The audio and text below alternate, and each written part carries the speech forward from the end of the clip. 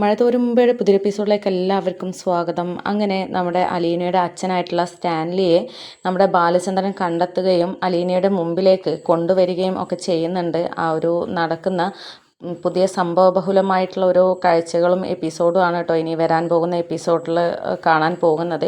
ഇപ്പോൾ ബാലചന്ദ്രൻ എന്തായാലും അലീനയുടെ അച്ഛനെ തിരക്കി ഇറങ്ങിയിരിക്കുകയാണ്. ആ യാത്രകൾ ഇനിയും അവസാനമായിട്ടില്ല, കണ്ടെത്താനും ആയിട്ടില്ല. പക്ഷേ ഓരോരോ തുമ്പുകളും ഒക്കെ കിട്ടി തുടങ്ങിയിട്ടുണ്ട്.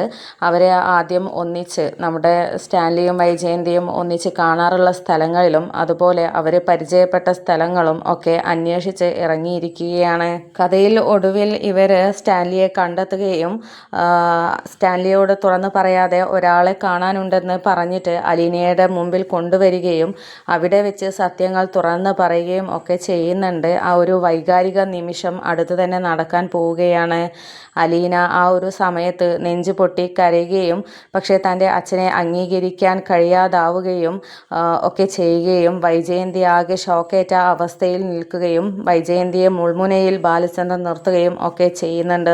എന്നിട്ട് സ്റ്റാൻലിയോട് തന്നെ നമ്മുടെ അലീനയ്ക്ക് ഒരു സുരക്ഷിതത്വം നൽകണമെന്നും അവളുടെ കാര്യങ്ങളൊക്കെ നോക്കണമെന്നും പറഞ്ഞിട്ടും ഭീഷണിപ്പെടുത്തുകയും ഇനി അവളുടെ ഒരു കണ്ണുനീര് താഴെ വീഴാൻ പാടില്ല എന്നൊക്കെ പറഞ്ഞിട്ട് സ്റ്റാൻലിയോട് എല്ലാ കാര്യവും തുറന്ന് പറയുന്നുണ്ട്.